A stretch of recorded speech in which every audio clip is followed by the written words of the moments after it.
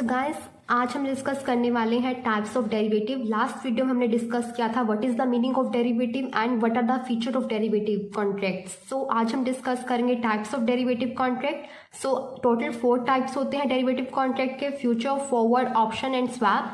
आज हम जो डिस्कस करेंगे वो फ्यूचर, फॉरवर्ड और स्वैप को डिस्कस करेंगे। ऑप्शन को हम एक सेपरेट वीडियो में समझेंगे क्योंकि खुद में ये एक वाइड टॉपिक है, ठीक है। सो सबसे पहले जो आज हमने डिस्कस करना है वो है फ्यूचर्स कि फ्यूचर्स क्या होते हैं। Future is one of the type of derivative contracts.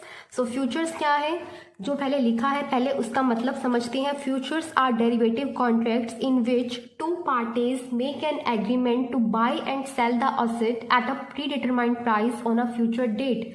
क्या कह रहे हैं कि फ्यूचर एक डेरिवेटिव कॉन्ट्रैक्ट है दो पार्टीज के बीच में, जहां पे दोनों पार्टी आपस में किस चीज के लिए एग्रीमेंट कर रही हैं, एक अंडरलाइंग असेट को खरीदने और बेचने के लिए at a predetermined price on a future date. कि मान लो एक पार्टी मैं हूं और एक पार्टी आप हो, you and I both enter into an agreement to buy and sell the asset at a predetermined price on a future date. तो उसे हम क्या बोल देंगे, फ्यूचर कॉन्ट्रैक्ट, ठीक है। कि मैं कह रही हूं कि एक particular underlying asset, suppose commodity x, कि मैं उसे आपको, अगर मैं क्या हूं सेलर और एक सामने वाली पार्टी दैट मीन्स आप क्या हो बायर, अगर मैं ये कॉन्ट्रैक्ट हम दोनों मिलकर कॉन्ट्रैक्ट में एंटर कर रहे हैं कि मैं एक पर्टिकुलर अंडरलाइंग असेट को आपको बेचूंगी और आप मुझसे वो चीज़ खरीदोगे कितने प्राइस पर। वो प्राइस भी अगर हम आज ही फिक्स कर लें कि हम लगा लें वो कमोडिटी एक्स को हम 1000 रुपीज़ का खरीदेंगे, आप खरीदोगे और मैं आपको 1000 रुपीज़ का उसे बेचूंगी उस असेट को, अंडरलाइंग असेट को, तो वो क्या हुआ,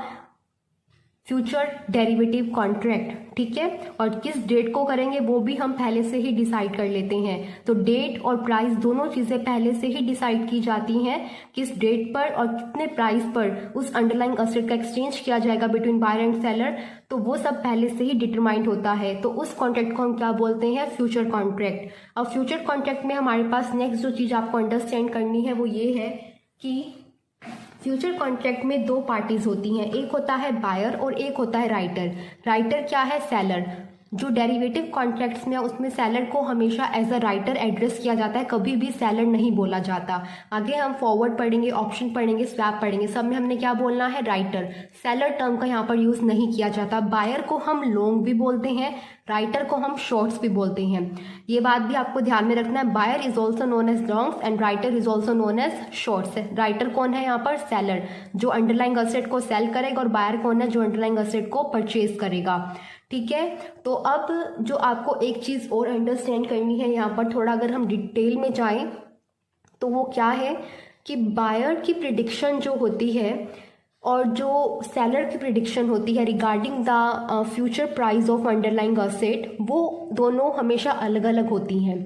क्योंकि अगर एक बायर है जिससे किसी असेट को परचेज करना, आप खुद सोच कर देखिए, अगर आप खुद भी बायर हो, जैसे इस केस में आप बायर बने हो, आप असेट को 500 रुपये में खरीदना चाहोगे या 500 रुपये से ज़्यादा में, ऑब्वियसली आप मिनिमम प्राइस पर उसे खरीदना चाहोगे क्योंकि आप बायर हो, आप मैक्सिमम क्वालिटी का प्रोडक्ट मिनिमम प्राइस पर खरीदना चाहोगे।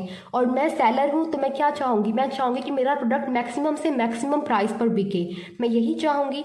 तो अगर एक पर्सन इस कॉन्ट्रैक्ट में पहले से ही एंटर कर रहा है कि किस प्राइस पर मैं बेचूंगा और किस प्राइस पर मैं खरीदूंगा, दो पार्टीज पहले से ही इस कॉन्ट्रैक्ट में एंटर कर रही हैं, दैट मीन्स वो फ्यूचर में उस पर्टिकुलर असेट के क्या प्राइस होंगे उसके लिए कुछ पहले से ही सोच रही हैं। तो उस सोचने को हम क्या बोलते हैं, प्रिडिक्शन। बायर हमेशा क्या प्रिडिक्ट करेगा कि फ्यूचर में जो है इस पर्टिकुलर असेट के प्राइस बढ़ने वाले हैं, इसीलिए मैं पहले से ही कॉन्ट्रैक्ट में एंटर कर लेता हूं कि मैं इसे कितने प्राइस पर खरीदूंगा, ठीक है। और सेलर की प्रिडिक्शन क्या होगी, वो सोचेगा कि मेरा तो जो इस पर्टिकुलर असेट का प्राइस है जो मुझे बेचनी है वो फ्यूचर में गिर सकता है और मैं रिस्क नहीं लेना चाहता, और मैं क्या करता हूँ, पहले से ही कॉन्ट्रैक्ट में एंटर कर लेता हूँ कि मैं इसे कितने प्राइस पर बेचूंगा। दैट मीन्स दोनों अलग अलग तरीके से सोच रहे हैं। जहाँ पे बायर की प्रिडिक्शन ये है कि फ्यूचर में असेट के प्राइस इंक्रीज होंगे, वहाँ पर राइटर की प्रिडिक्शन क्या है कि फ्यूचर में असेट के प्राइस इंक्रीज नहीं बल्कि गिरेंगे, वो कम होंगे, ठीक है। तो बायर, जिसको हम लॉन्ग भी बोलते हैं, उसकी क्या प्रिडिक्शन होती है, that the price of underlying asset will increase in future.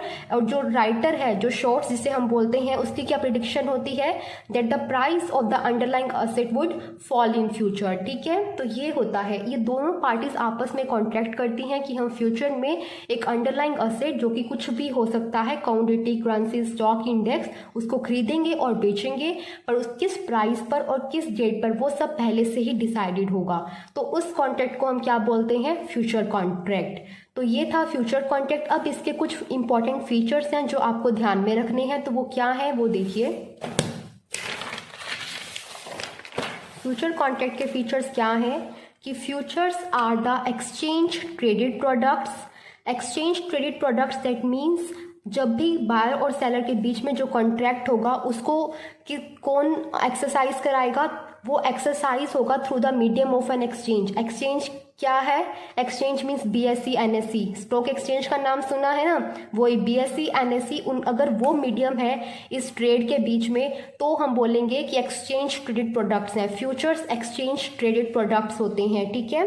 मतलब कि एक रेगुलेटरी बॉडी जैसे कि BSE NSE ये जो कॉन्ट्रैक्ट है उसको क्या करती हैं? सुपरवाइज करती हैं और इसको एक्सरसाइज करवाती हैं। सेकंड फीचर क्या है कि ये स्टैंडर्डाइज्ड कॉन्ट्रैक्ट्स होते हैं। स्टैंडर्डाइज मीन्स कि क्या प्राइस होगा, क्या एक्सरसाइजिंग डेट होगी, कि किस डेट पर कॉन्ट्रैक्ट को एक्सरसाइज किया जाएगा, कितने प्राइस पर किया जाएगा, और ये सब चीज़ें क्या होती हैं? पहले से ही फिक्स्ड होती हैं, स्टैंडर्डाइज्ड होती हैं। क्योंकि एक्सचेंज ट्रेड प्रोडक्ट है तो किसी भी तरह का रिस्क, यहाँ पर रिस्क को मिनिमाइज करने के लिए इन कॉन्ट्रैक्ट्स को स्टैंडर्डाइज फॉर्म में ट्रेड किया जाता है।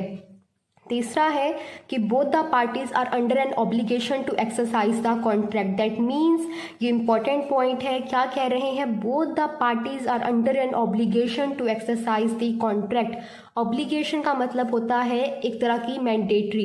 दैट मीन्स कि दोनों पार्टीज के ऊपर ये ऑब्लिगेशन है, दोनों पार्टीज को करना जरूरी है, वो पीछे नहीं हट सकती। वो फ्यूचर में ये नहीं कह सकती कि मान लो जैसे मैंने आपको कहा बायर की प्रेडिक्शन क्या होती है कि फ्यूचर में प्राइस जो है बढ़ेगा। अगर फ्यूचर में प्राइस बढ़ने की बजाय घट जाता है तो वो फ्यूचर में बैकआउट नहीं कर सकती कि मैं नहीं बेचूंगी। No, the party can't do that. उसको कॉन्ट्रैक्ट को एक्सरसाइज कराना ही कराना पड़ेगा। ओके, तो उससे हम बोलते हैं कि obligation to exercise the contract. और ये सिर्फ बायर पर नहीं, सेलर पर भी। जैसे सेलर ने प्रिडिक्ट किया था कि फ्यूचर में प्राइस क्या होगा? गिर जाएगा। बट अगर फ्यूचर में अंडरलाइंग असेट का प्राइस गिरने की बजाय उसकी प्रिडिक्शन के अगेंस्ट चला गया, दैट मीन्स फ्यूचर में प्राइस जो है असेट का बढ़ गया, दैट मीन्स सेलर के लिए लॉस है कि उसे कम प्राइस पर बेचना पड़ेगा। तो वो भी क्या होगा? बैकआउट नहीं कर सकता। सेलर उस टाइम पर ये नहीं कह सकता कि प्राइस तो बढ़ गया है, मैं इसको कम प्राइस पर नहीं बेचूंगा एज पर कॉन्ट्रैक्ट और मैं इसे बैकआउट करता हूं। नो, वो बैकआउट नहीं कर सकता, ठीक है। ये थे हमारे पास हमारे future contracts in which both the parties are under an obligation to exercise the contract. अब मैं आपको इसको एग्जांपल की हेल्प से बताती हूँ ताकि कंसेप्ट बिल्कुल क्लियर हो जाए कि फ्यूचर कॉन्ट्रैक्ट्स क्या होते हैं। सो लेट्स सी एग्जाम्पल क्या ले रहे हैं।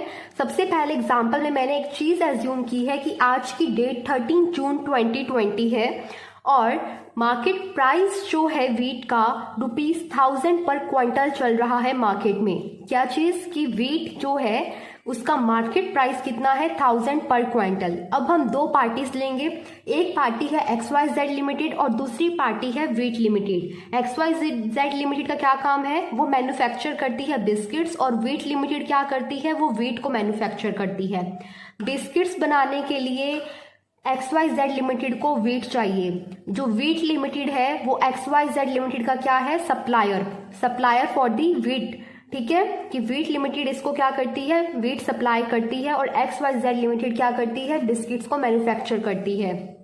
अब बात ये आती है, इसको चाहिए वीट और इसको अपनी वीट की जो प्रोडक्शन है वो बेचनी है और इसकी जो वीट की प्रोडक्शन है वो आफ्टर 3 मंथ्स होगी और उस टाइम पर उसे वो सेल करनी है और उसी टाइम पर इसे परचेज भी करनी है मार्केट में से। तो अब उसने ये चाहता है कि मुझे, ये कौन है? ये बायर है वीट का और ये क्या है? सेलर है वीट का। ठीक है, दो पार्टीज होगी, एक हो गया बायर और एक हो गया सेलर। ये चाहता है वीट को परचेज करना एट मिनिमम प्राइस, कि जितना कम से कम प्राइस में मैं उसे परचेज कर सकूं, मुझे उस प्राइस पर उसे परचेज करना है। सेलर है, सेलर क्या चाहता है कि मैं मैक्सिमम प्राइस पर जो है क्या भी करूं? बेचूं।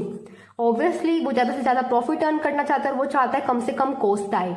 ठीक है, तो दो पार्टीज, इतना कंसेप्ट समझ में आया अभी क्या चल रहा है। यहाँ पर अंडरलाइंग असेट क्लियर है, क्या है? अंडरलाइंग असेट यहाँ पर वीट है। जिसको खरीदने और बेचने की बात हो रही है वो हमारी अंडरलाइंग असेट होती है। तो यहाँ पर क्या है वो है वीट। अब बात ये आती है कि ये दोनों पार्टीज जो है अलग अलग चीज़ें प्रिडिक्ट कर रही हैं। XYZ लिमिटेड ये प्रिडिक्ट कर रही है कि फ्यूचर में, मतलब कि आफ्टर 3 मंथ्स जब उसे वीट परचेज करनी है, तब वो ये प्रिडिक्ट कर रही है कि 3 मंथ्स के बाद वीट की प्रोडक्शन जो है कम होगी as compare to the last year production. इस बार जो वीट की प्रोडक्शन है वो कम होगी। क्यों कम होगी? क्योंकि XYZ लिमिटेड ये प्रिडिक्ट कर रही है कि हैवी रेनफॉल हो सकती है और उसके कारण जो सप्लाई है उसकी, क्या कहते हैं, वीट की, वो कम पड़ जाएगी और उसकी डिमांड ज़्यादा होगी, तो प्राइजेस काफ़ी इंक्रीज हो सकते हैं। मतलब कि डैमेज हो गई क्रॉप डैमेज हो गई तो डिमांड तो उतनी है, अब सप्लाई उतनी है नहीं, तो प्राइस क्या होगा, इंक्रीज हो जाएगा। तो ये प्रिडिक्शन किसकी है? बायर की। ठीक है, तो बायर क्या चाहेगा कि मैं आज ही कॉन्ट्रैक्ट में एंटर कर लूं और कम से कम प्राइस पर खरीदने के लिए। अब सेकंड पार्टी है ये वीट लिमिटेड, ये प्रिडिक्ट कर रही है कि फ्यूचर में जो वीट की प्रोडक्शन है वो पिछले साल से भी बेहतर होगी। जहाँ पे इसकी प्रिडिक्शन थी कि कम होगी, इसकी प्रिडिक्शन क्या है कि ज़्यादा होगी। क्यों ज़्यादा होगी? ये जो वीट लिमिटेड है ये प्रिडिक्ट कर रही है कि सभी मैन्युफैक्चरर्स ने, वीट के जितने भी मैन्युफैक्चरर्स हैं, सभी मैन्युफैक्चरर्स ने बेस्ट इक्विपमेंट का यूज़ किया है और पूरी सेफ्टी के साथ प्रोडक्शन की है और रेनफॉल ऐसा कुछ वो प्रिडिक्ट नहीं कर रहे हैं और वो ये सोच रहे हैं कि सप्लाई जो है प्रॉपर सप्लाई होगी और बल्कि ज़्यादा ही सप्लाई होगी लास्ट ईयर से, और ज़्यादा सप्लाई होने के कारण जो प्राइस है वो कम हो जाएंगे। ये प्रिडिक्ट क्या कर रही है कि प्राइस कम हो जाएंगे क्योंकि सप्लाई ज़्यादा होगी, और ये प्रिडिक्ट कर रही है कि सप्लाई कम होगी क्योंकि हैवी रेनफॉल से वो प्रोडक्शन जो है वो खराब हो जाएगी। तो ये दोनों की प्रिडिक्शन है, जहाँ पे इसकी प्रिडिक्शन है प्राइसेस का कम होना, इसकी प्रिडिक्शन है प्राइसेस का ज़्यादा होना, इसकी प्रिडिक्शन क्या है, प्राइसेस का कम होना। तो इन दोनों पार्टी ने क्या डिसाइड किया कि कॉन्ट्रैक्ट में एंटर करते हैं, जहाँ पे इन दोनों ने कॉन्ट्रैक्ट में एंटर किया कि अगर प्राइस आज 1000 चल रहा है तो हम जो है प्राइस में हम जो है 1500 पर क्विंटल, या फिर 1000 ही लो, क्यों 1500 लेना है, 1000 पर क्विंटल जो है हम क्या करेंगे, मतलब कि पहले से ही प्री डिटरमाइंड प्राइस पर 1000 या 1500 लगा लो, किसी भी प्राइस पर उन दोनों ने जो है यहाँ पे एक ही आएगा। मैं वैसे आपको बता रही हूँ, कुछ भी प्राइस है कि हो सकता है कि उन्होंने थोड़ी सी उसने कहा तो थोड़ी बहुत फ्लक्चुएशन होगी, पर मैं तो 1500 से भी ज्यादा प्रिडिक्ट कर रहा हूँ कि प्राइस जो है बढ़ेगा, इसलिए 1500 सही है या फिर 1000 सही है। और सेलर ने क्या कहा कि इससे प्राइस कम होगा 1500 से या फिर 1000 से, तो मैं इन दोनों में से किसी एक प्राइस पर, इस रेंज के बीच में जो है मैं तैयार हूँ बेचने के लिए, पहले ही कॉन्ट्रैक्ट में एंटर कर लेता हूँ। तो मान लो अब क्या होगा, फ्यूचर कॉन्ट्रैक्ट में दोनों पार्टीज क्या करेंगी, एंटर करेंगे फ्यूचर कॉन्ट्रैक्ट में, जहां पर दोनों पार्टी क्या करेंगी, एक एग्रीमेंट करेंगी, क्या करने के लिए, to buy and sell the wheat. Price क्या होगा, प्राइस इन्होंने प्री डिटरमाइन कर लिया, एट रुपीज हम 1500 ले रहे हैं, 1500 पर क्विंटल उन्होंने ये प्राइस जो है डिसाइड कर लिया। और डेट क्या लिखी, ऑन 3 महीने की बाद, 3 महीने बाद, 13 जून चल रहा है तो क्या 13 सितंबर को लगा लो, 12 सितंबर 2020 को उन्होंने क्या डिसाइड किया कि हम जो है क्या करेंगे, इस कॉन्ट्रैक्ट को क्या करेंगे, एक्सरसाइज करेंगे। तो ये हो गया हमारे पास फ्यूचर कॉन्ट्रैक्ट। इसको बोलते हैं कि दो पार्टी ने एग्रीमेंट किया एक प्री डिटरमाइंड प्राइस पर, पहले से डिसाइडेड फ्यूचर डेट पर क्या करेंगे, बाय और सेल करेंगे, किसको, अंडरलाइंग असेट को, जो कि क्या है, वीट। ठीक है, तो ये है हमारे पास फ्यूचर कॉन्ट्रैक्ट। ठीक है, तो इस तरह से होता है फ्यूचर कॉन्ट्रैक्ट। सेकंड टाइप हमारे पास क्या है, फॉरवर्ड। आई होप आपको समझ में आ चुका है। कोई भी डाउट है you can ask in the comment section. ठीक है, सो सेकंड हमारे पास जो टाइप है वो है फॉरवर्ड। फॉरवर्ड बिल्कुल same to same future contracts की तरह होते हैं, कोई डिफरेंस नहीं, सिर्फ एक मेजर डिफरेंस। उसमें भी दो ही पार्टीज हैं, दोनों कॉन्ट्रैक्ट करेंगी आपस में एक अंडरलाइंग असेट को खरीदने और बेचने के लिए, प्री डिटरमाइंड प्राइस होगा, फ्यूचर डेट होगी। डिफरेंस क्या होगा, जहां पर फ्यूचर हमारे एक्सचेंज ट्रेडेड प्रोडक्ट्स थे, मतलब कि थ्रू BSE और NSE जो है ट्रेड होता था बायर और सेलर के बीच में, और स्टैंडर्डाइज थे, ये दोनों चीजें हमारी फॉरवर्ड में नहीं होंगी।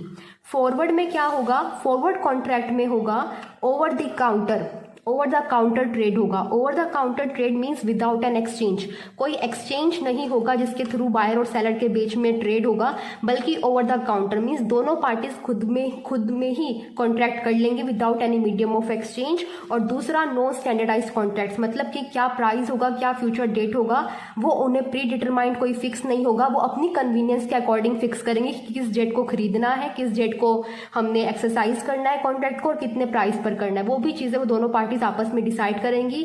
वहां पर कोई एक्सचेंज नहीं उन्हें बताएगा कि आपका अगर आपने खरीदना है तो इस प्राइस पर खरीदना पड़ेगा, इस डेट पर, वो कुछ भी स्टैंडर्डाइज नहीं होगा। ठीक है, तो non standardised and over the counter products.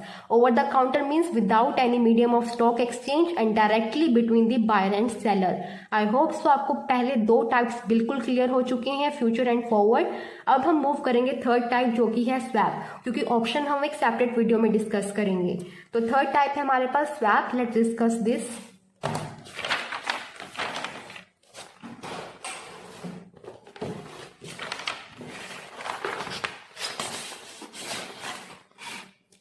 क्या है हमारे पास नेक्स्ट, स्वैप्स।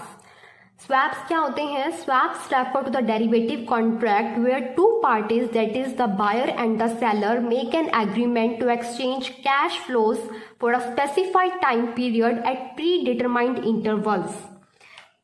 क्या बोला इन्होंने? देखो, जैसे वहां पर जो है फ्यूचर और फॉरवर्ड में क्या हो रहा था, दो पार्टीज के बीच में एग्रीमेंट हो रहा था कि एक अंडरलाइंग असेट को क्या करेंगे, एक्सचेंज करेंगे।